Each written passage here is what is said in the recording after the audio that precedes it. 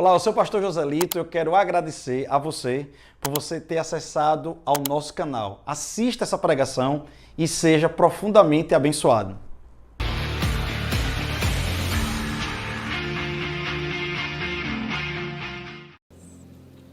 Queria agradecer o grupo de louvor. Gente, eu queria ler com vocês, eu não queria perder muito tempo, porque nosso tempo hoje começa a ser curto, e eu não queria de fato delongar muito, mas eu queria muito ser objetivo e prático no que Deus quer nos ensinar nessa noite como igreja. Eu peço a ajuda de Deus, dos anjos, eu peço a ajuda da Trindade, de todo mundo, porque eu vou tocar em alguns assuntos, e que é um cabelo de sapo para poder cair para um lado direito, para um lado esquerdo, e a gente, de fato, acabar se perdendo no meio do caminho. Há milhares de anos, existe uma luta entre religião e espiritualidade. Não é novo isso, é uma luta muito forte entre, e eu queria que vocês abrissem bem os ouvidos hoje para ouvir o que eu vou pregar hoje aqui. Eu queria que vocês dessem um diapasão muito grande.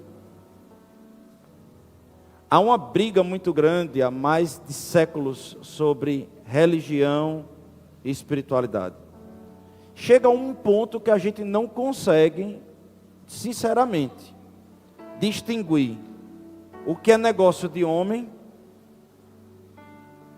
e o que é de fato Bíblia, o que é de fato palavra de Deus. E eu queria ler um versículo, mostrar uma imagem, nós vamos conversar um pouco hoje sobre uma visão. Somos uma igreja eterna, é o tema desse mês. Mas não há nenhum sentido de sermos uma igreja eterna, ou de levantarmos uma igreja, se nós não tivermos a quem ou com quem pregar. Só existem dois sentidos na igreja, dois sentidos só: a presença do Pai e a presença dos filhos. Isso pode acontecer debaixo de um pé de jaca, isso pode acontecer numa praça. Eu já tive cultos na nossa igreja, como ontem, na conferência de ontem, sobre imersão escatológica. Que presença do Espírito Santo.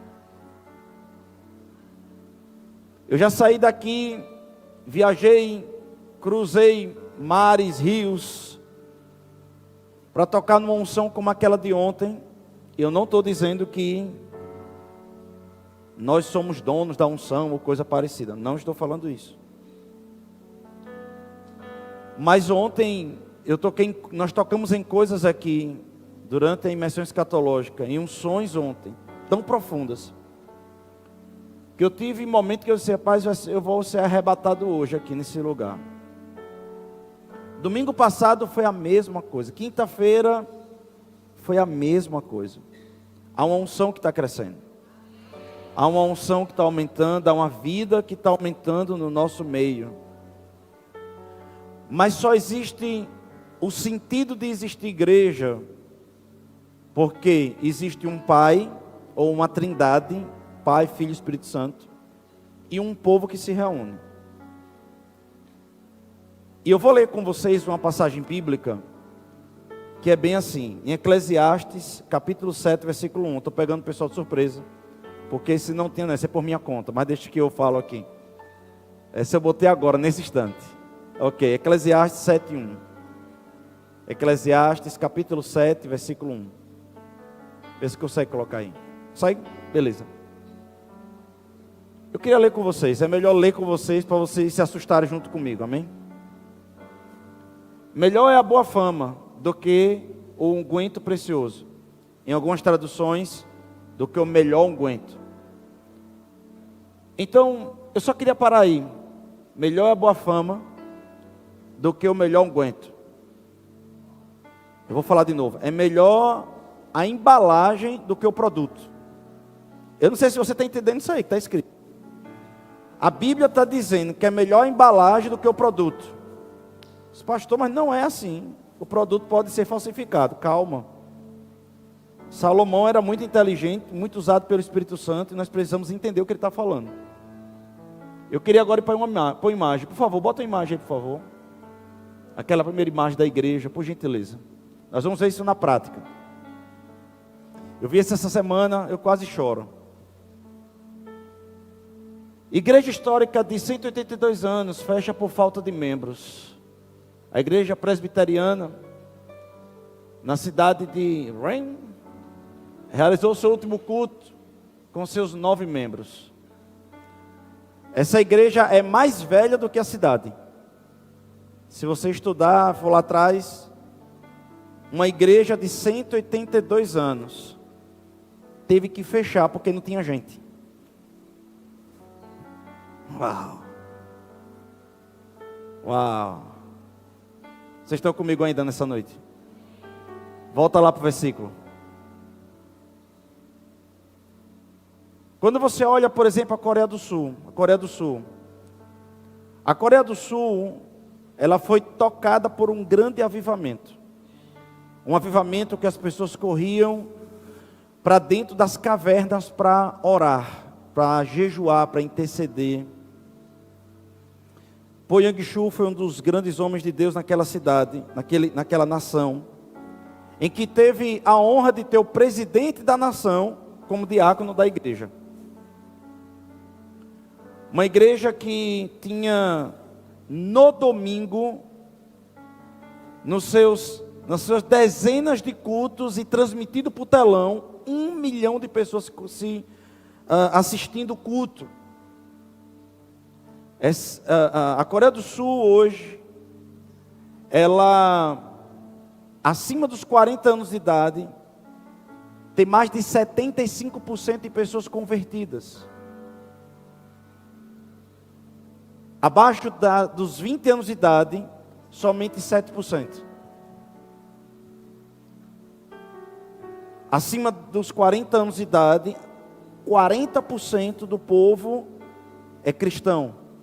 Desculpe, mais de 75% é cristão. Acima dos 40 anos de idade. Abaixo dos 20 anos de idade, somente 7%. Se você fizer uma análise, o problema é isso aqui. É melhor a boa fama do que o melhor unguento. Nós tivemos uma unção ontem aqui tão grande que colunas foram colocadas no lugar. Caroços do tamanho de uma massa de uma mão saíram. Mas deixa eu dizer uma coisa, não saiu na internet isso. Não. E se saísse, nós só teríamos talvez 2.000, 4.000 views. Nós tivemos milagres aqui ontem. Nós temos tido milagres desde quando essa igreja abriu. Ninguém foi beatificado, ninguém foi santificado, não há uma peregrinação. Diga assim, pastor, eu te amo. Nós não tivemos um milagre, nós já tivemos centenas de milagres catalogados nessa igreja. Mas quem ficou sabendo? Quem está sabendo disso? Sabe, queridos, havia uma santidade em Jesus. Havia uma santidade em Jesus, que prostitutas, ladrões e crianças corriam para ficar perto de Jesus. Havia uma santidade em Jesus, que as prostitutas não se sentiam envergonhadas de se aproximar dele. Presta atenção no que eu estou lhe dizendo. Mas ao se aproximar deles, elas eram libertas de demônios, elas eram transformadas e elas eram modificadas, mas elas vinham para perto. A igreja, me parece que está tendo um tipo de santidade que parece que nós repelimos. Não me parece que Jesus era um tipo de cara que talvez pregaria na maioria dos púlpitos hoje que se diz que prega sobre ele. Por exemplo, tem igrejas que dizem assim: o homem não pode usar barba. Essa igreja Jesus não poderia pregar. Tem igreja que diz que o homem não pode ter cabelo grande. Essa igreja Jesus também não poderia pregar. Jesus era um negócio, era um tipo diferente de pessoa. E me parece que nós construímos uma imagem de um cristianismo que as pessoas não querem ouvir, não querem escutar. Porque a Bíblia está dizendo que a gente pode ter o melhor unguento é a unção, uma presença, uma essência. Meu irmão, uau, a gente entra naquele culto, a gente sente uma presença de Deus de Torá. Mas eu tenho vergonha de entrar. Eu não quero entrar nessa igreja. Porque se eu entrar nessa igreja, sabe, eu não me sinto bem lá dentro. Vocês estão comigo ainda nessa noite? Parece que criamos um abismo entre a igreja e as pessoas. Parece que as pessoas olham para a igreja e elas dizem assim: não, eu não preciso disso. Mas a igreja é fundamental para os últimos dias. Eu não quero entrar no outro lado sobre o nosso testemunho como cristão, porque a gente já prega muito sobre isso, que um dos empecilhos de pessoas quererem entrar numa igreja é o próprio testemunho dos cristãos.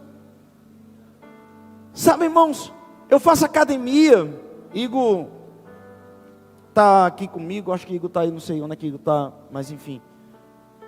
E eu entro lá e o instrutor diz: rapaz, pastor é uma onda. Esse pastor aí é uma onda. Por quê? Porque eu sou divertido. Está lá malhando, aí ele elogia Igor. Aí eu digo: rapaz, Igor está pagando mais para você, por que você não me elogia também? Ele diz: pastor, você está carente? Não, pô, porque a afirmação faz a gente levantar mais peso, pô. Começa a me elogiar aí, me elogie, pô, me elogie. A gente começa a brincar no meio da academia. E o pessoal começa a olhar, e eu começo a perceber as pessoas apontando. Aí, às vezes eu faço que sou surdo. Aí diz assim: é pastor. Um dia encontrei alguém e disse assim para mim: é o senhor que é o pastor? Eu disse: sou eu. Aí ele disse, a pessoa disse assim para mim: é porque você não tem cara não de pastor. Eu disse: isso é bom ou ruim? Sabe, me parece que a igreja ela está distante da realidade das pessoas. E me parece que isso foi criado para proteger os crentes. Eu não sei se vocês estão aqui nessa noite. É como se a gente foi salvo e de alguma forma a igreja precisa criar barreiras, bloqueios, para que alguém não caia de novo. Porque se a igreja não criar tantos empecilhos e barreiras criadas por homens, que nós chamamos de julgos, cangas, depende do nome que você queira colocar, religiosidade, coisas de homem, o homem vai cair, pô. Porque se a gente falar algumas coisas, parece que é heresia. Por exemplo, algumas pessoas perguntam assim: pastor, Jesus bebeu vinho de verdade? Pergunta não é. Se você lê Bíblia, você era para estar rindo agora? Você não entende piadas. Entenda, quando o pastor contar uma piada, é obrigatório que as ovelhas riam. Lá no discipulado ensina isso, tá certo? Para ser membro dessa igreja, tem que rir quando o pastor conta a piada, amém? Ok. Noé, ele fermentou ali aquelas uvas, e ele ficou bêbado. Aí as pessoas perguntam assim, presta atenção: pastor, eu vou falar sobre isso, não se preocupe não. Jesus bebeu vinho de verdade? Alguém aqui já tomou biotônico Fontoura? Levanta a mão, por favor. Não, sério mesmo. Alguém já tomou biotônico Fontoura? Levanta a mão. E não minta. Amém. Quando você tomou biotônico Fontoura, você sentiu gosto de álcool? Diga sim. Pronto. tome 2 litros de biotônico Fontoura, tu fica embriagado, pô.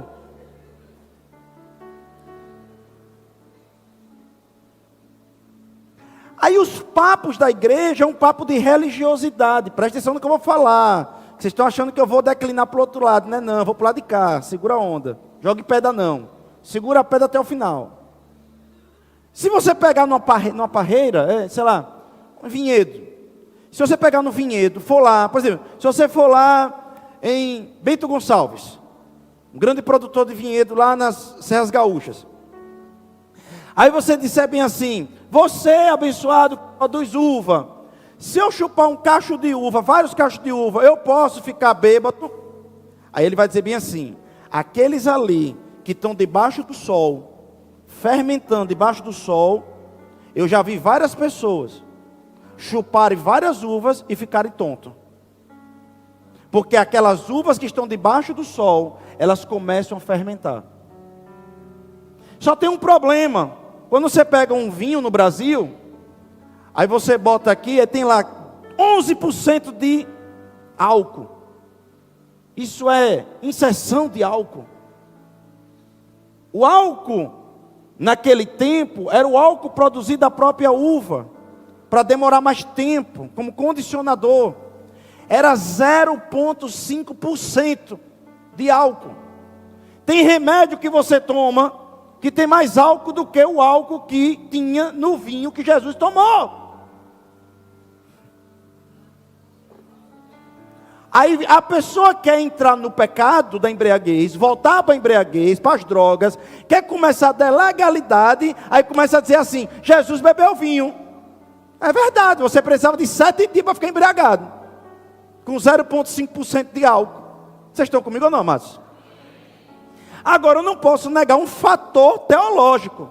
Quando você vai ver, vinho é ieico. Ieico é suco de uva fermentado. Se é suco de uva fermentado ou fermentação. Se é a fermentação, há um pouco de álcool ali. O álcool produzido da própria situação da frutose e tudo mais ali dentro.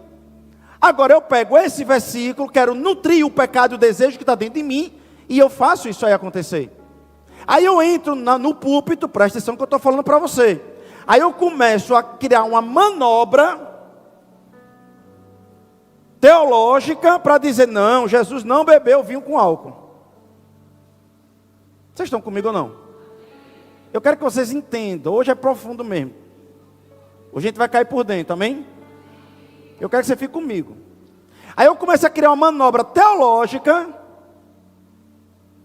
E nós no Brasil temos uma cultura do álcool / sexo.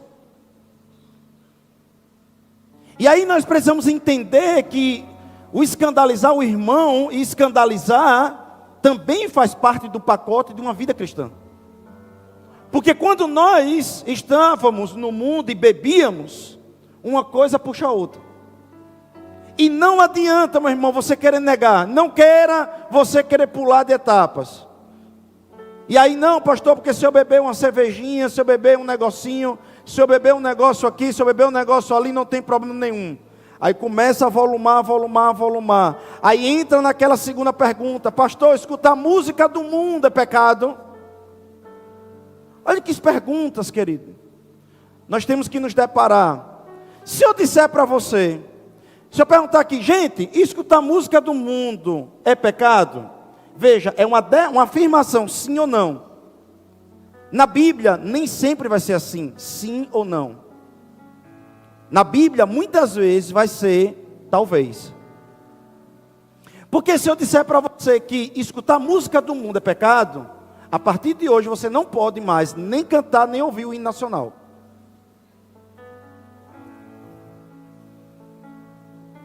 Vocês estão comigo ou não?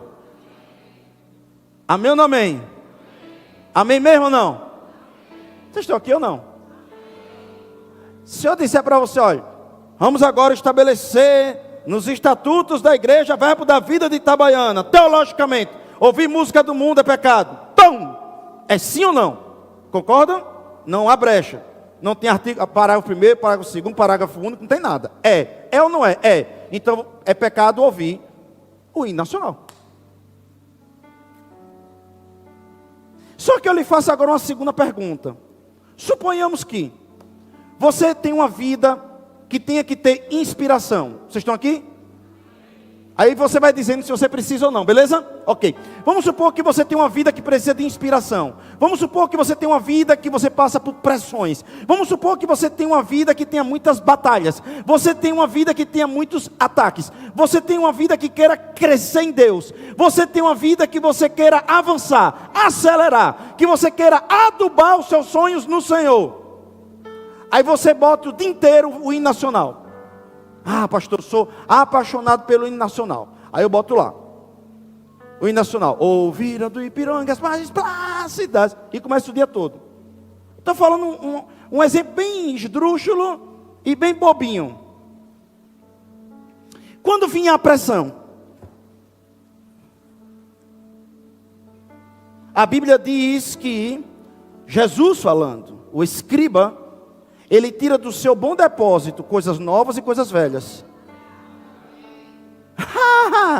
Aí sabe o que você quer? É que na hora da pressão, as ideias venham de Deus.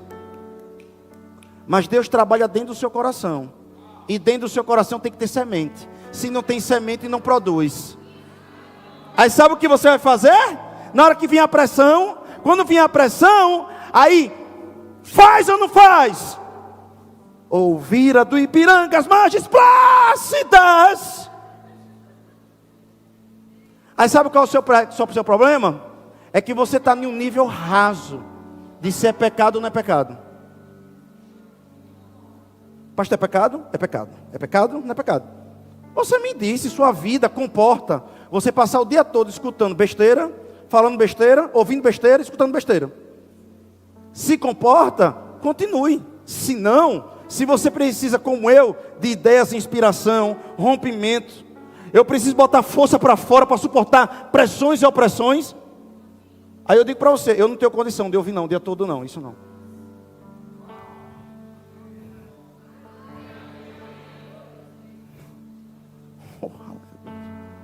Pastor, o que é que tem a ver com o tema? Tudo.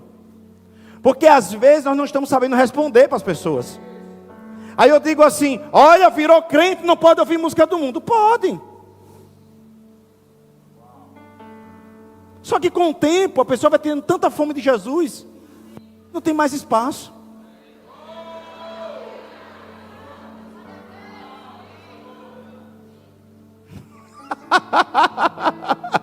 Sabe por quê?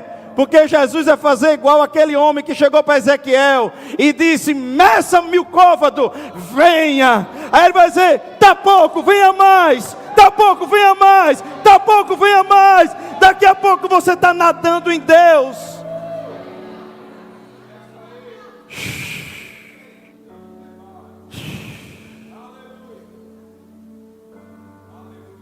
Só que nós estamos colocando abismos nas pessoas. Oh, aleluia. Nós tínhamos um casal de conselheiros na nossa igreja. No início da nossa igreja, lá atrás. Quando era o primeiro prédio ainda. E rapaz, todo mundo que aceitava Jesus na igreja, ia passar pelo aconselhamento desse casal, não ficava na igreja. Eu dizia, rapaz, tem uma coisa estranha. Eu comecei a investigar. E esse casal de conselheiros teve treinamento. Conversamos com ele, ensinamos a ele, mas tem obreiros que não ouvem e ficam andando fora da visão. Acontece em qualquer corporação, em qualquer família, qualquer situação. Amém? E o cara chegava lá, o casal, cara, chegava lá, alguém aceitava Jesus, sei lá, o cara tinha 3 raparigas, fumava o dia todo, tomava cachaça, tomava tudo que podia, um vazio enorme, aceita Jesus, diz, eu quero esse Jesus. Foi mais ou menos assim como eu cheguei na igreja também. Tem diferença não. Aí o casal fazia assim, quer Jesus, né? A gente celebrava aqui, aceitou Jesus, aí ia. Mas eu comecei a perceber, rapaz, saía desse casal, não voltava mais para a igreja. Eu disse, o que é que está acontecendo com aquele casal? Aí eu fui procurar saber. Botei auditoria interna na igreja. E aí, era assim a abordagem dele. O casal chegava, sentava, fechava a cara. O pessoal que aceitou Jesus chegava, aí dizia: aceitou Jesus, não foi? Você sabe que a partir de hoje vai ter que largar tudo, né? A partir de hoje já sabe, né? Vai ter que jejuar, vai ter que se acordar 3 da manhã e orar. Não dizem. Eles dois tinham uma prática de se acordar de manhã e orar, 3 horas da manhã. Ele colocou isso como fé e conduta para o próximo. Vocês estão comigo nessa noite ainda? Eu não vou falar de igreja de ninguém não, estou falando da nossa. Eu disse: tira, transforma, trabalha. Essa não é a visão. Porque quando uma pessoa se converte, a pessoa começa a passar por um processo. É um bebê na fé. Esse bebê na fé, ele precisa de cuidados. Não é de peso, é de graça. Ainda não é de verdades. Ele precisa ser trabalhado. Agora tem um dia que o bebê na fé cresce. Um dia. E aí a conversa é um pouco mais, né? Como de vez em quando, aqui nós temos umas pregação boa, anima a gente e tal. Mas de vez em quando tem umas pregação que empena a gente no meio. Não é isso? Vocês estão comigo ou não? Mas sabe qual é o problema de uma igreja como essa, de 182 anos, que terminou com 9 membros? Eu fui ver o culto deles. Eu entrei para ver o culto deles. Nem eu queria estar lá. É mais animado um velório, irmão. Só que o culto é a festa da redenção. Não, você não está aqui não. O culto é a festa, é o ponto mais alto, é o ponto mais auge da redenção. Você que não sabe o que é redenção, é: o nosso herói venceu. E nós vamos vir aqui para beber dessas águas. Agora, nós estamos ainda com a ponte com as pessoas. E eu tenho pouco tempo, botei muita coisa aqui, mas vocês vão entender. Vamos lá, Atos capítulo 17, versículo 15. Eu vou ler 17 versículos. Mas se você entender esses 17, eu não preciso ler mais o resto, beleza? Amém? Amém ou não amém? Vamos lá. Eu quero ler ponto por ponto e mostrar a vocês como é que ganha uma cidade. Vocês estão comigo ou não? Pronto. Deixa eu só contextualizar para vocês. Paulo chegou em Atenas. Quando Paulo chegou em Atenas no auge da filosofia. Em Atenas nesse tempo já residia praticamente todas as escolas filosóficas clássicas. Eu respeito demais, me amem que eu vou falar aqui agora. Eu respeito demais a academicidade da faculdade. Mas eu não estou falando de um professor de filosofia da Universidade Federal. Eu não estou falando de um professor de filosofia da USP, de Harvard, de Stanford, de Yale. Eu estou falando dos maiores filósofos que eram pagos por famílias ricas, senadores, imperadores, como sofistas, por exemplo, para criar discursos mecânicos para entrar na mente das pessoas. Oh, aleluia. Paulo está entrando, não é em Harvard não. Paulo não está entrando em Stanford não. No MIT não. Paulo está entrando no primeiro século dentro de Atenas. Você não tem noção que é isso não. Paulo está chamando para o pau a maior classe pensante de raciocínio lógico do mundo e de toda a existência. Oh, aleluia. Que alguém diz assim: Ah, meu filho, ele pode entrar na faculdade e se desviar. Não, o seu filho estava desviado. Está entendendo como é o esquema? Faculdade não desvia ninguém. Olha o que eu vou falar agora. Faculdade não desvia ninguém. Porque quando eu estava na faculdade até a metade, eu era comunista, ateu, anarquista. Oh, glória a Deus. Mas quando eu conheci Jesus, Michael me conheceu naquele tempo lá. Ei!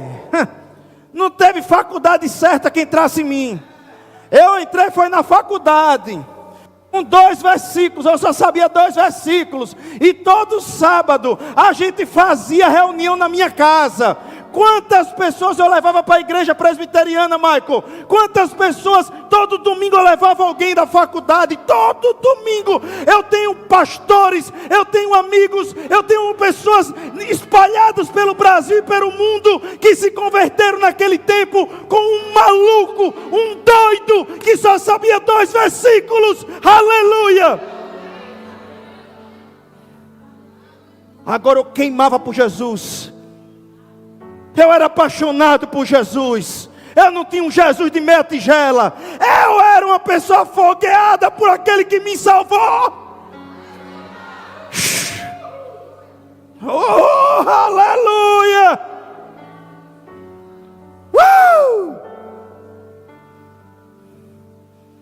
Um dia, eu nunca contei isso no altar, nunca.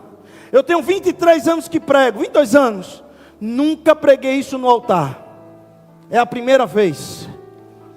Um dia uma mulher, que eu era apaixonado por ela, tive uma paixão, era apaixonado não, tinha uma paixão por ela, quando era mais novo, me ligou e tudo, e eu tinha mais ou menos uns 2 meses de convertido, 2 meses de convertido, e eu saí com ela, ela estava seminua em cima de mim,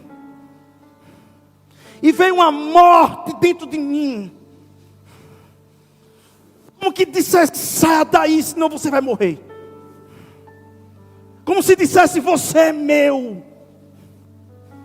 Eu disse para aquela moça, eu disse, licença, me perdoe, bote sua roupa, eu vou levar você para casa.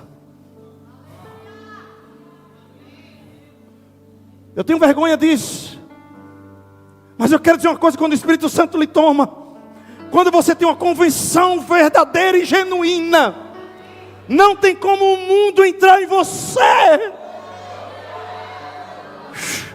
Porque a Bíblia me chama de sal e luz do mundo. Só que a religião vem e começa a colocar, sabe, como se fosse, vem aqui Samuel, pare de tocar, vem aqui você. Como se fosse isso aqui. A religião é assim. Bota algo no pescoço aqui e diz, não faça, não faça, não faça. Cristo não faz isso. Cristo entra em você, toma você, e você diz, eu não quero, eu posso, mas não quero. Eu tudo posso, mas eu não quero e eu não quero. Oh, aleluia, aleluia, aleluia. E nós ficamos discutindo um monte de besteira. Um monte de sexo dos anjos que não vai dar em lugar nenhum. E eu quero salvar vidas. Eu quero salvar vidas. Eu estou agoniado com 3 coisas nessa igreja. 3. Uma, quando eu convoco a igreja não aparece. Eu estou falando dos líderes a todo mundo. Eu digo, isso é importante, e o povo não aparece. Quando digo o povo não aparece, um estava quase lotado. Me ame mesmo, eu sou pastor, eu tenho que corrigir. 2, um povo que não dá testemunho lá fora. Você é verbiano, é cristão, crente, se converteu. Pastor, não tive esse encontro ainda. Então diga, eu não me converti. Eu preciso desse encontro com urgência. E 3, religiosidade. Verbiano não é religioso. Nós somos espirituais.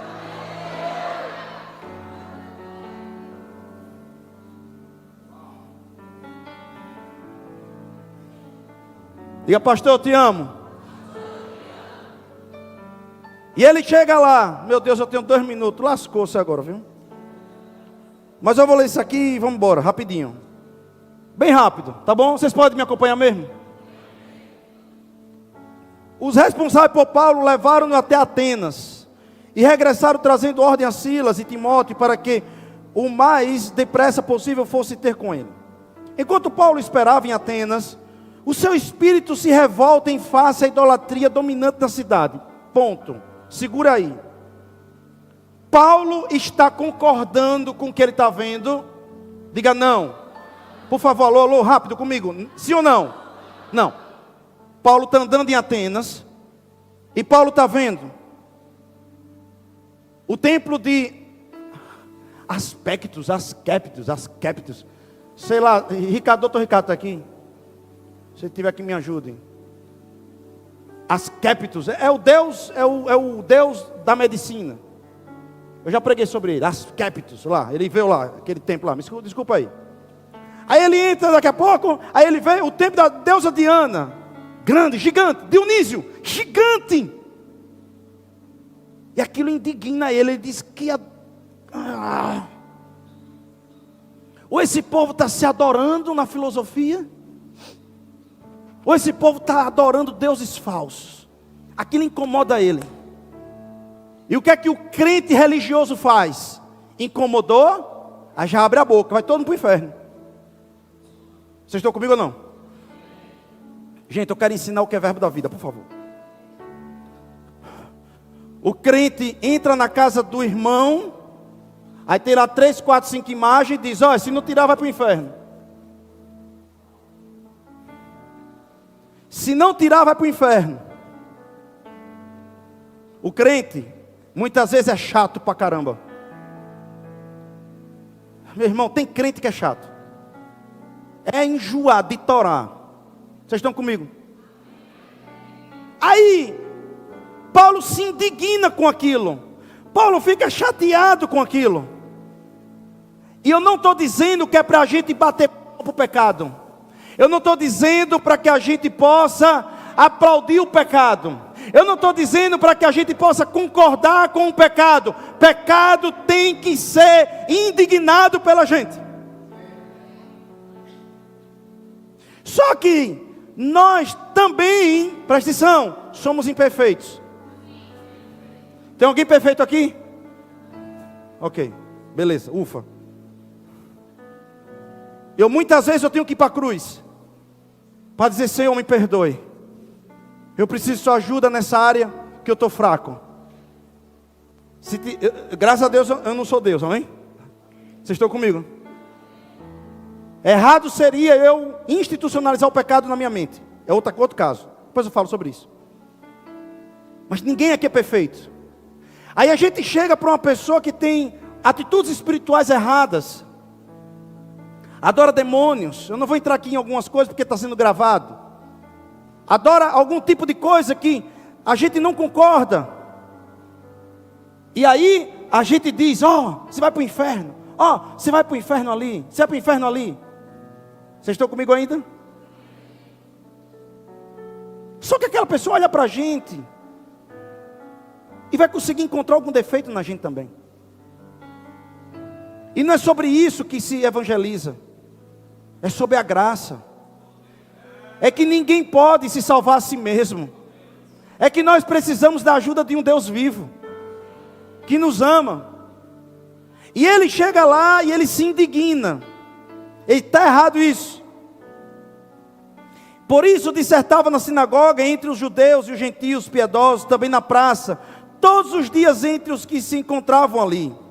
E alguns dos filósofos, epicuristas e estoicos contendiam com ele, havendo quem perguntasse, que quer dizer esse tagarela?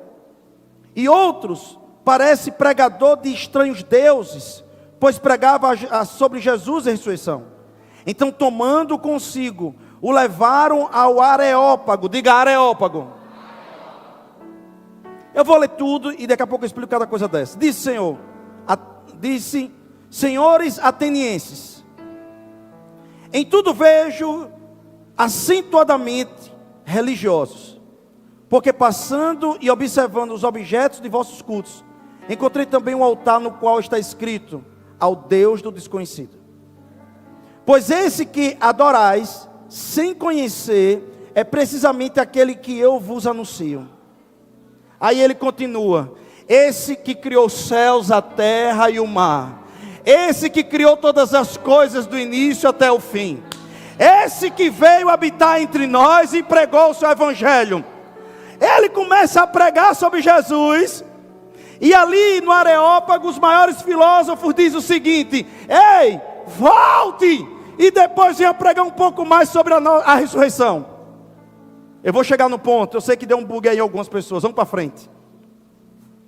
Ele vê tudo aquilo errado, e ele começa a pregar sobre Jesus. Lembre, as pessoas estão dizendo o quê? Esse homem está pregando sobre novos deuses. Ele não está pregando sobre condenação. Ele não está condenando um povo. Gente, por favor, me escutem. Escutem, hoje é muito importante esse culto de hoje de noite. Veja, ele não está condenando um povo. O que aqueles homens estão ouvindo é ele pregando sobre Jesus, Jesus, Jesus, Jesus, Jesus, Jesus e Jesus. E eles dizendo: é mais um Deus, que Deus é esse? E aí os epicuristas estoicos se admiraram, sabe por quê?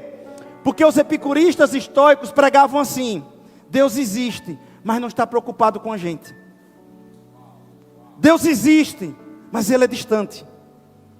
E agora tem um homem dizendo que tem um Deus de perto e não de longe. Não, vocês não estão aqui. Aleluia. E eles disseram: vamos levar você no Areópago. Reúna os maiores filósofos e coloque no Areópago. O Areópago era uma arena pequena, que dava ali mais ou menos uns 100 ou mais do que isso, filósofos, e botava o cara no meio. E eles começavam a metralhar. Pior do que aqueles negócios de presidente da república, que bota no meio e começa a fazer pergunta para o cara. Sabe? Pior do que isso. Começa a perguntar, começa a perguntar. E ele responde. E ele diz: veja, eu não vim aqui pregar sobre outros deuses. Primeiro, eu quero elogiar vocês. Leia. Porque eu vejo que vocês são muito religiosos.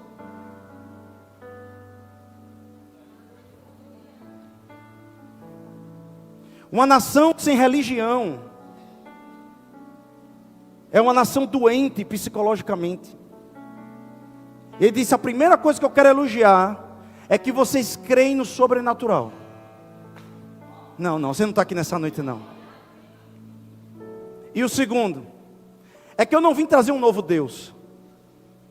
Eu quero pregar sobre esse Deus que há cerca de 200 anos atrás se manifestou para vocês, quando todos os caprinos e ovinos da região de Atenas começou a morrer, e vocês chamaram o panteão, mais de 2.500 deuses, e sacrificaram para os 2.500 deuses, e nenhum dos 2.500 deuses conseguiram salvar os rebanhos, e vocês começaram a passar fome, e vocês trouxeram um homem de Creta. E esse homem de Creta disse, por exclusão: já adorou todos os deuses? E lá o homem de Creta, ele diz: sim, todos nós já adoramos. E ali naquele momento ele diz: então suponhamos que haja um Deus do desconhecido, um Deus que o nome ainda não foi revelado. Esse nome pode estar acima de todo nome que se nomeia.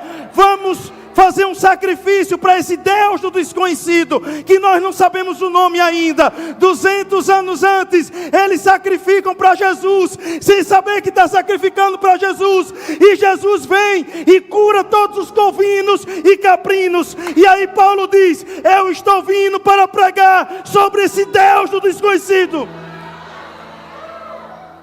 Uhul! Mas sabe o que se chama isso? Amor. Não é ficar à vontade de julgar, só julgar, não. Ele ficou indignado, mas ficou pensando: como é que eu entro? Não, você entendeu não? Ele ficou assim: como é que eu entro nessa cultura? Senhor, me dê uma brecha para entrar. Senhor, me diga como é que eu posso romper essa barreira desse preconceito contra Cristo. Como é que nós podemos nos tornar mais aceitos? Não chutando eles, não dizendo que eles são menores, não chamando eles de idólatras. Como nós podemos fazer? E Deus dá uma ideia para ele. Sabe, irmãos, eu quero mostrar um negócio para vocês aqui. Por favor, bota a imagem da ONG aí, por gentileza.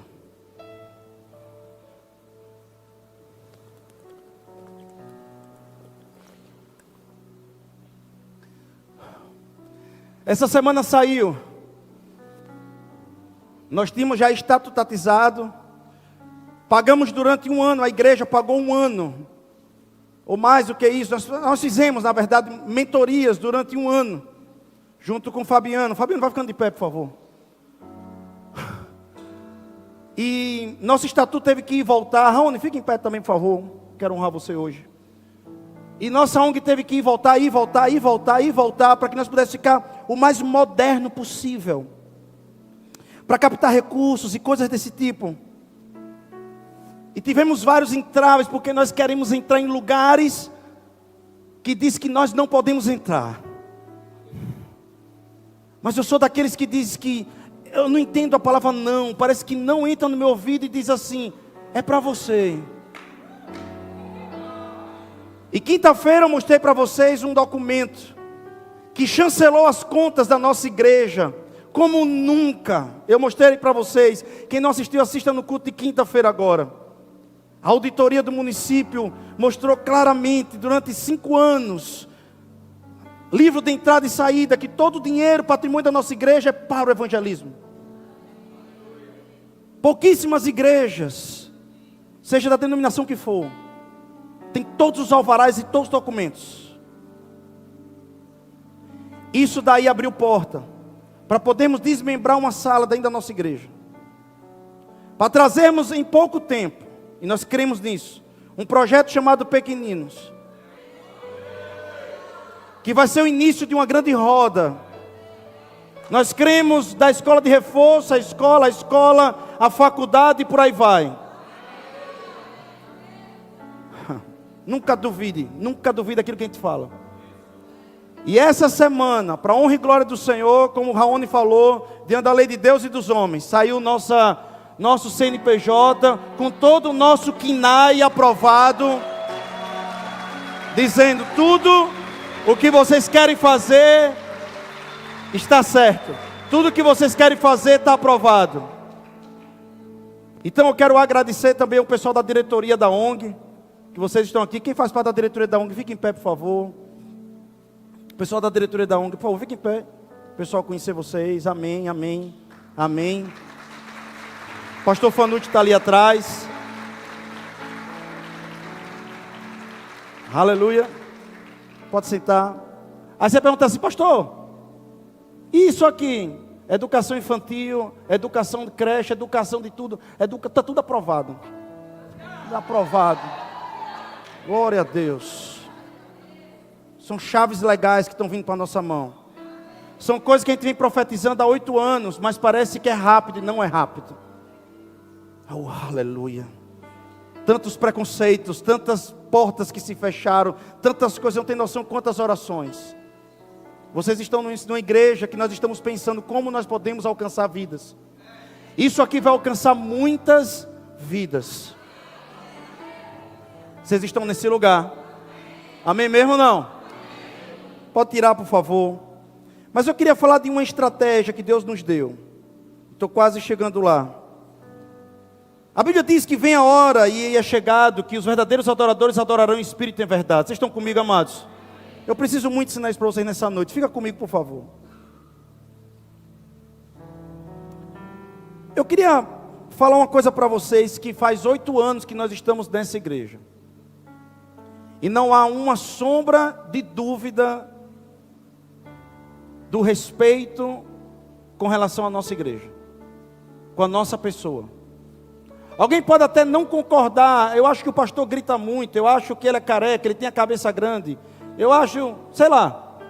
As pessoas podem achar muita coisa. Mas nós temos um testemunho nessa cidade. E nós nunca perdemos a nossa essência. Mas eu queria lhe fazer uma pergunta. Você sabia que na Bíblia não existe nota musical, pastor Kelme? Em toda a Bíblia, de Gênesis a Apocalipse, não existe nota musical. Existem instrumentos musicais, mas nota não. Toque esse salmo nessa nota. Não tem. Sabe o que eu quero dizer isso para vocês, queridos? Vocês estão aqui mesmo nessa noite, não? A Bíblia não diz qual o ritmo é de Deus ou não.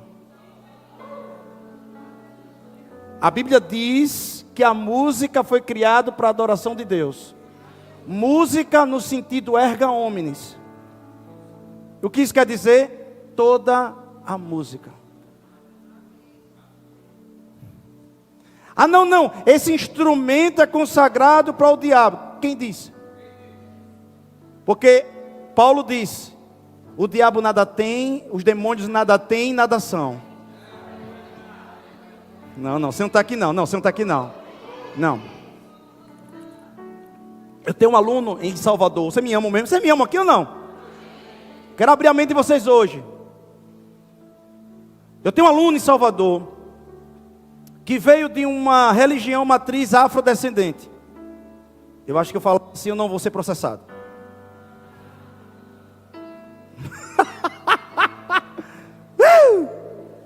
Eu quero ter liberdade, irmão.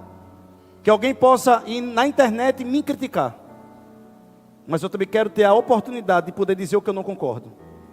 Vocês estão comigo ou não? Ok, mas tudo bem. Estamos em tempos difíceis. E esse irmão fez o rema. E ele tocava em um templo de matriz afrodescendente. E também jogava, dançava como parte desse movimento. Ele dançava capoeira. E ele se converte. E ele pega os atabaques e os birimbais.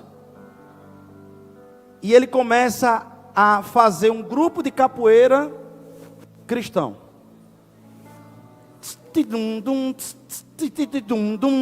No Morro do Macaco. Eu fui pregar lá no Morro do Macaco. Alguém é da Bahia aqui? Alguém é baiano? Conhece o Morro do Macaco? Já ouviu falar do Morro do Macaco? Ok. Alguém já subiu no Morro do Macaco? Eu acredito que não. Eu subi. É top. Aí o cara disse, ó, aqui é ex-traficante, ex-matador, ex-assassino, ex-isso, ex-aquilo outro. Eu disse, olha, no dia que eu sou polícia penal, não. Eu sou pastor.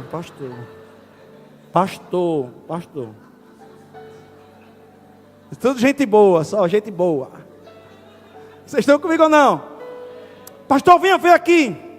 O lugar que a gente joga capoeira. E ele pegou lá. Daí começou lá. E Jesus é isso, e Jesus é aquilo, e Jesus é... Eu senti a presença do Espírito Santo. Aí você vai dizer, por quê?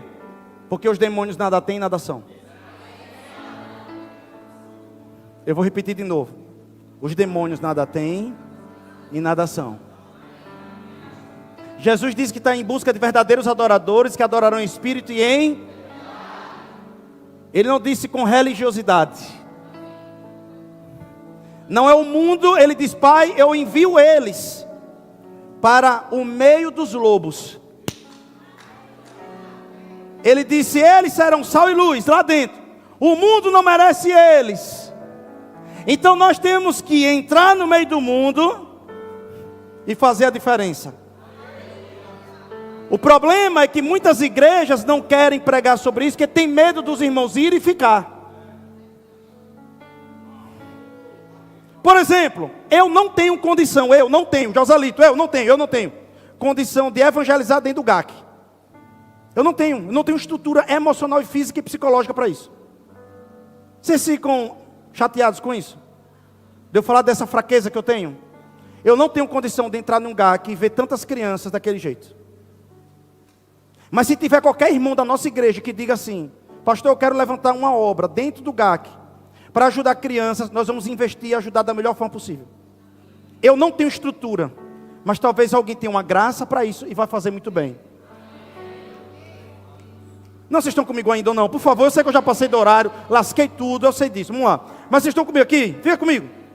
Existia um casal em 1600 e alguma coisa, chamado Catherine Bull e William Bull. Eles fundaram o Exército da Salvação. Diga, Exército da Salvação. Sabe o que ele fez? Ele era um pastor anglicano. E ele recebia o salário, ele dependia do salário da igreja anglicana. Ele pegou jovens da nobreza da Inglaterra e começou a evangelizar no meio da primeira revolução industrial, que teve favelas, bordéis e cabarés. Ele pegou jovens, alucinou a cabeça dos jovens sobre Cristo, deixou aqueles jovens queimando por Jesus e disse: vamos entrar nos cabarés e vamos ganhar as prostitutas para Jesus. A igreja anglicana se reuniu e disse: bote ele como réu, porque ele está deturpando, pervertendo nossos jovens. E a mulher dele lá em cima, Catherine Bull, ela pegava um lenço e dizia: William, diga não. William, diga não. Ainda que a gente venha passar fome, vamos continuar evangelizando na Inglaterra. Vamos fazer isso. Aleluia. Quando esse homem morreu, você pode procurar na internet, 65 mil ex-alcoólicos, prostitutas, garotas de programa, 65 mil pessoas saíram na rua para agradecer a vida daquele homem, porque ele não se preocupou com a religião, e ele disse: o que nós precisamos fazer, nós vamos fazer, para ser um exército de homens e mulheres, aleluia. Eu não sei se eu estou conseguindo contagiar você nessa noite. Eu vou finalizar, gente, tem tanta coisa que eu queria pregar. Sabe?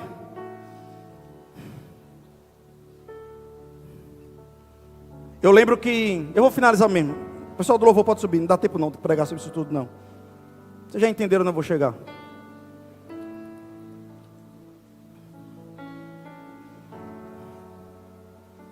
Alguns anos atrás, o prefeito nos procurou, quando ainda era o prefeito Valmir Francisquinho, pedindo para eu e o pastor Leonardo organizar a festa do dia do aniversário da cidade, que estaria dedicado ali ao povo de Deus, o povo crente. Muitos lembram que nós trouxemos Lázaro para cá. Nós tivemos 5 dias para divulgar. Quem fez o vídeo, ainda me lembro hoje, foi o pastor Leonardo. Um vídeo mal feito, tá pé. Pastor Leonardo da Assembleia de Deus, meu amigo, amo o senhor demais. Eu brinquei com ele, eu disse assim, não sabia que o senhor era designer também, isso é para a gente se vira nos 30. E eu brincava com ele, brincava comigo. E eu dizia: brother, como é que a gente vai? Quem conhece o pastor Leonardo sabe, hoje ele é o presidente, né? De toda a Assembleia de Deus de Missão, tem 80 mil pessoas para coordenar. E eu disse: pastor, como é que a gente vai fazer isso, cara, em 5 dias, velho? E pastor Hertz entrou ali nos meninos, a gente foi se ajudando. E deu 15 mil pessoas na praça. Alô? Vocês estão aqui ou não? Ei, vocês estão aqui ou não? Amém mesmo ou não? Vou botar vocês para pensar, amém? 15 mil pessoas, contado pela polícia militar. Quem lembra que foi gente pra caramba nesse dia? Vocês estavam lá. Gente, 5 dias de divulgação. Uau! Quando terminou. Não, vocês precisam entender isso. Pastor Marcelo, entenda isso. Por favor, vocês têm que entender isso. Não teve uma briga. Não. Vocês têm que estar aqui mesmo. Não teve uma ocorrência de assalto. E eu fui ver o chão. Ô, Jonathan, era tão bom as pessoas entenderem isso. Eu fui ver o chão no final. Pastor Michael, que hoje é um major, né? Que eu coordeno um bocado de festa. Não porque você está, né? É porque ele está coordenando. A pessoa entendeu. Quando você vai lá, você faz assim com o pé? Não, né? Fica assim não, né? Tipo assim, eu sou crente. Tô brincando. Não me prenda não, viu, Michael? Vamos lá. Aí, ó, escuta, presta atenção, por favor. Eu fiquei vendo todo mundo embora depois. E eu vi o mínimo de sujeira no chão.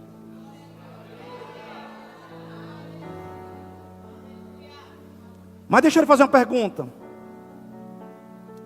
No primeiro dia, o mesmo telão que foi utilizado para alguém estar dançando lá o creu,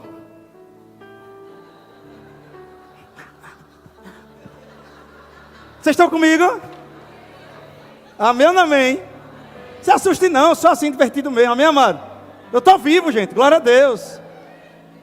Aí, escuta aí, o mesmo telão foi o mesmo telão utilizado para propagar o evangelho. Alô, alô? O mesmo microfone que alguém cantou alguns dias atrás. Se torem no meio, se esbagassem, traiam. Ei! Não vou falar o resto, não. É o mesmo microfone que um homem santo depois foi pegar e profetizou aquilo que vocês ouviram quando ele profetizou lá.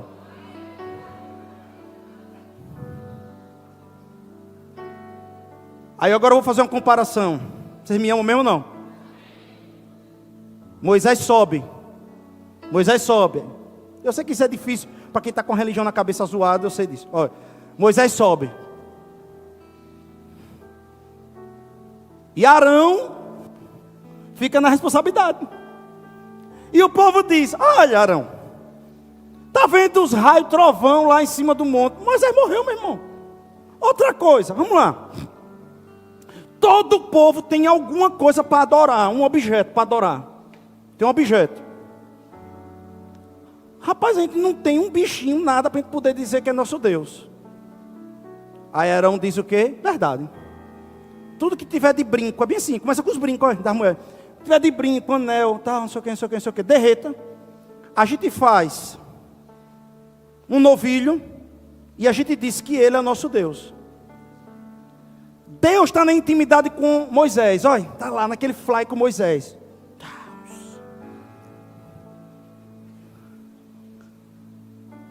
Aí Deus diz: parou. Pode ler, está assim mesmo. Porque o povo se corrompeu. Desça rápido. Rapaz, eu vinha chutando. Bexiga. O povo. Rapaz, na hora que eu estou tocando, na orla de Deus. Porque às vezes, irmão, é assim. A gente está pregando aqui, o capeta parece estar circundando. Aí Moisés desce. Aí eu vou lhe fazer algumas perguntas. Como era o nome do lugar lá que eles acampavam? Vocês estão aqui mesmo ou não? Diga arraial. Diga arraial. Significa lugar de acampamento. E a Bíblia diz o seguinte: muito grande, maior é o arraial do Senhor. No meio do arraial de Deus, Marco está rindo ali, no meio do arraial de Deus, no meio do arraial de Deus, tinha fogueira ou não tinha? Tinha, onde fazia os holocaustos. Ao redor do arraial de Deus, tinha estandartes, simbolizando as tribos, ou seja, era as bandeirinhas ou não tinha? Então quem criou tudo isso? Quem criou? Só tem uma diferença. Quando Moisés veio com a presença de Deus, aquele arraial era de Deus. Quando Moisés saiu, aquele arraial era do diabo. Não, você não entendeu não. 3 dias antes, tudo aquilo era usado para destruir vidas. 3 dias depois, tudo aquilo era usado. Luz, câmera, ação, para salvar vidas.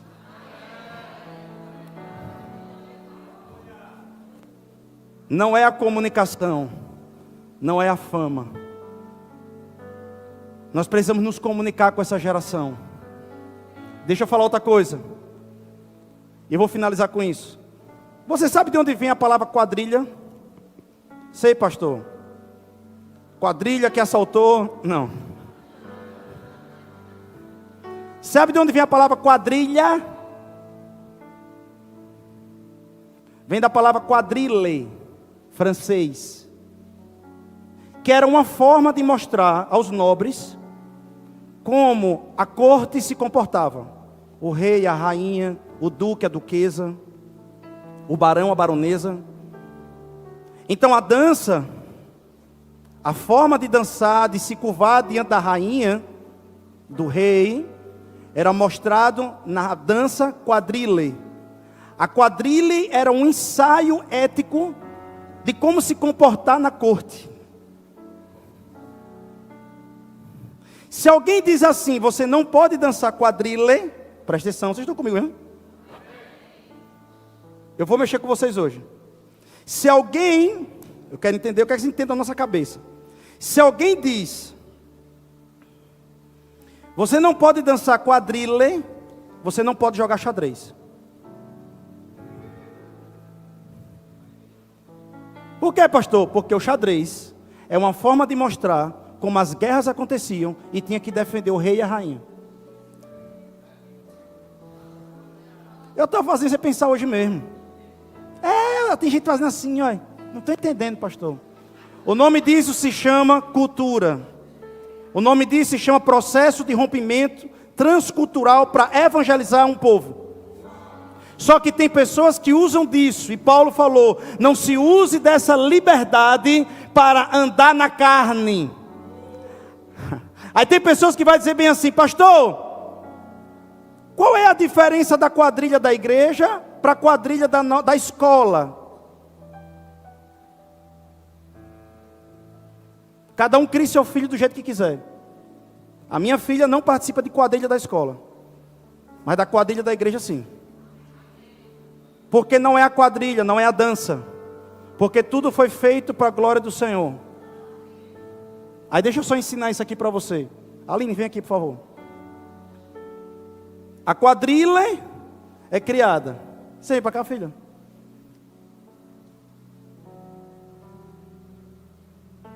Alguém vem e ressignifica chamando de quadrilha. Eu como igreja tenho que fazer o quê? Eu tenho que tomar posse.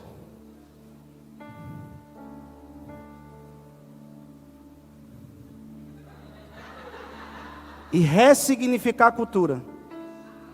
E colocar no meio dessa cultura o céu. E santificar o que está impuro. Eu não sei se está entendendo não. Eu vou dar outro exemplo. Esse lugar aqui que nós estamos hoje cultuando se chamava Fábrica da Música. Quem lembra da Fábrica da Música aqui? Para que se via isso aqui antes? Não, seja sincero, aí, o pessoal que sabe da história aqui. Para vir a polícia bater, ok. Mas o que acontecia quando fechava a porta? Diga aí, Kenga, diga Kenga, Kenga. Kenga. Aí tinha uma mulher pintada de biquíni. Eu disse, ela é a última a sair.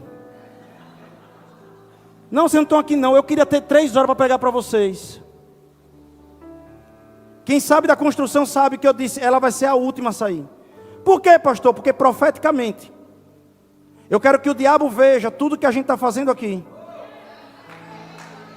Até o último segundo. E eu fui batendo foto daquela mulher. E a gente cobrindo, até que o muro caiu. E nós colocamos uma nova história nesse mesmo lugar. Alguns anos atrás, aqui era um lugar que as pessoas iam para trair suas esposas. E aqui hoje é um lugar de restauração de família. Deixa eu dizer uma coisa. Para você. Nós vamos, aos poucos, tomar posse. E nós vamos entrar naquilo que Deus mandou a gente entrar. Porque Deus chamou a gente para ser cabeça e não cauda. Eu sei que talvez você não concorde em alguns momentos, mas eu expliquei muito bem em pouco tempo. Eu não tenho muito tempo para pregar. Não é a música, mas é o que se canta. Não é o instrumento, mas como é usado. Não é a dança, mas como é feito. Mas pastor, eu vi uma mulher subindo no altar e dançando de um jeito todo sensual, dizendo que era festa junina. Ela faça o que ela quiser na nossa igreja. Nós temos 8 anos de arrasta-fé. E o que acontece no final são salvações, são pessoas que se convertem e são pessoas que são transformadas. É óbvio que é um cabelo de sapo para as pessoas não pecarem. É óbvio que se você já quer ceder para o seu filho encangar em você e mandar em você em casa, você pode usar isso como desculpa. Mas eu quero te dizer uma coisa: nós estamos dando a opção para as famílias não precisar dizer para os seus filhos que igreja é chato, que o ambiente de igreja não presta. Nós estamos criando uma cultura dentro da nossa igreja, que nós não estamos matando a cultura da cidade, nós estamos ressignificando a cultura da cidade. Deixa eu terminar. Alguns anos atrás, a tia vinha de São Paulo, o tio vinha de Brasília, não sei quem vinha de não sei de onde. Aí iam assar um milho numa fogueira. Aí a pessoa se convertia, ficava trancada dentro do quarto. Aí dizia: cadê Beltrano? E se converteu. Oxe, que igreja é essa que arranca do seio da família? E nós éramos vistos como um bando de lunáticos e fanáticos. Vocês estão comigo ou não? Ou você acha que minha família todo mundo é crente? Tem festas que minha família faz, ou que faz, que as músicas é do mundo. E eu sou chamado. E eu vou. Quando eu chego lá nas bodas de Caná, eu começo a falar de Cristo. Quando eu percebo que tem alguma coisa me contaminando, eu saio. Não, você não entendeu não. Eu não preciso me contaminar.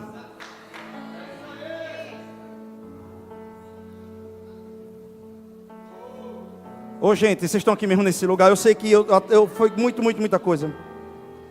Mas eu só queria finalizar com 3 coisas bem rápido. Primeiro, há uma diferença de ícones e ídolos.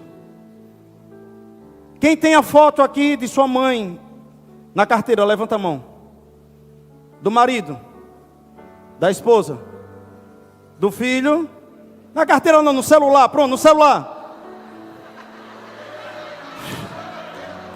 É verdade. Carteira, agora é celular, doido. O fato de você ter uma foto da sua mãe morta, do seu pai morto na sua carteira, você adora seu pai e sua mãe? Porque é um ícone. A igreja evangélica não tem problema com ícones.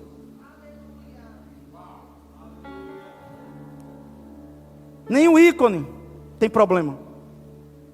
A gente poderia ter: ai pastor, vou infartar agora. Ai, eu vou infartar. Existem igrejas episcopais. Talvez você não entenda de cultura mundial evangélica protestante, irmão. Que tem a figura de Maria, com Jesus no braço. Mas eles não adoram a figura dela. Eles têm como referencial. Talvez na sua sala tenha uma águia. Aí você vai dizer: mas está escrito, não farás imagem de escultura. É verdade. Mas no final diz: para adorar. Ô gente, eu sei que eu passei muito tempo. Mas eu queria dizer uma coisa para vocês. Que nós vamos entrar na cultura itabaianense. Deixa eu dizer 3 sonhos que eu tenho. Posso falar 3 sonhos? Rápido. Já afinal, fechei o iPad, tá vendo? Eu tenho 3 sonhos. Aleluia. Quase que o primeiro bateu na lasquinha esse ano. Começaram a fazer um trabalho aí. Quem lembra que começou a fazer o trabalho na frente? De limpeza. Lembra? Lembra ou não lembra? Não, você não está aqui não. Aí veio o secretário disso, secretário daquilo, o secretário tudo lá. Aí um secretário me ligou. pastor, o senhor se incomodaria da festa dos caminhoneiros ser na frente da igreja? Eu digo, jamais! Pelo amor de Deus, o que é que eu faço para ajudar? Aí tem gente que vai infartar, vai. A Bíblia diz que contra a igreja, as portas do Hades. Você lê a mesma Bíblia que eu? Não, né? Deixa eu ver. Aí eu já imaginei, meu irmão, já comecei a viajar, velho. Eu vou suspender o culto domingo. Vou trazer o grupo de evangelismo, punk, coi, bop da sede, que eu tenho uns brother massa lá. Vou juntar uma galera doida. E nós vamos meter churrasquinho aqui na frente. Escuta. Eu ia vedar a frente da igreja. Eu ia botar na frente da igreja assim: a igreja Verbo da Vida saúda todos os caminhoneiros pelo seu brilhante trabalho. E nós abençoamos vocês. Pau aqui. E ia começar a vender espetinho. Ia deixar uma galera orando em línguas. Não, é sério mesmo, já está tudo certo, velho. Pastor Marcelo, estava tudo certo ou não já? Tudo certo já. Ia botar Vera sabe, né? Já estava com a escala pronta mesmo. Só vai acontecer. Não, você não tem noção não. Aí as menininhas vinham cheias de gás, as meninas cheias de gás, né? Chorando, que as meninas ia vir cheias de gás, chorando. Ai, eu quero, me dê uma água aí. E a gente vendendo água. Aí a gente ia dizer, vem aqui minha filha. Você não precisa estar desse jeito.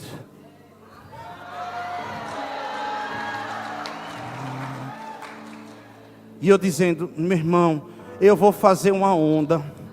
Eu vou fazer ato profético, vou pegar o óleo da unção. Eu vou fazer um monte de boa cumba. Tem macumba, tem boa cumba. Eu ia fazer boa cumba ali na frente. Eu ia orar, chamar os anjos todos aqui. Eu ia ser doido, já estava alegre demais. Aí um dia, cadê Mateus? Mateus está aí, cadê Mateus? Mateus! Olha, diga se não foi, Mateus. Mateus estava comigo, é meu secretário. Aí a gente estava indo para algum lugar. Aí tinha uns 4 secretários lá. E tudo assim, Eu disse, Mateus, ali está acontecendo um negócio ali, vamos parar. Eu cheguei, porque eu sou autoridade. Eu cheguei. Foi? Foi ou não foi? Eu fui convidado. Mas quem manda na avenida? Cabeça branca sou eu, meu irmão. Você é doido? Aí, ó, vamos lá. Aí eu cheguei lá. Posso ajudar? Pastor, tal. Não, porque está achando que não dá. Eu disse, dá. Eu nem sabia o que era. Aí, não, porque tem um desnivelamento de não sei o que lá. Mas dá. Não, porque vai ter que gastar não sei quantos mil. Mas vocês têm condição. Aí o cara parou e disse assim, rapaz, a gente pensou que o senhor ia ser o cara que ia mais se opor. Eu? Não, é para o desenvolvimento da cidade. Eu já estava pensando, irmãos, acredite, que a gente ia pegar uma semana de jejum e oração. Ia fazer culto aqui na igreja de jejum e oração, sala de oração intercedendo, para o povo lá dentro, dizer assim, eu quero Jesus, eu vou ali naquela igreja. E a igreja ia se vir nas portas do Hades ali, ó. Não, vocês não têm noção, não. Não, você não está aqui não, você não está aqui não.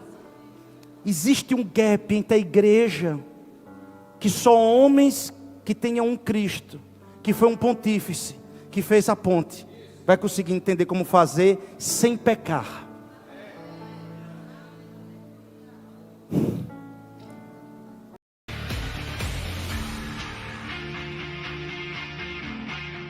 Eu espero que você tenha sido abençoado com essa pregação. Muito obrigado por você ter assistido e eu lhe peço que você se inscreva no nosso canal e também nos procure lá no Instagram, Joselito Rezende. Deus te abençoe.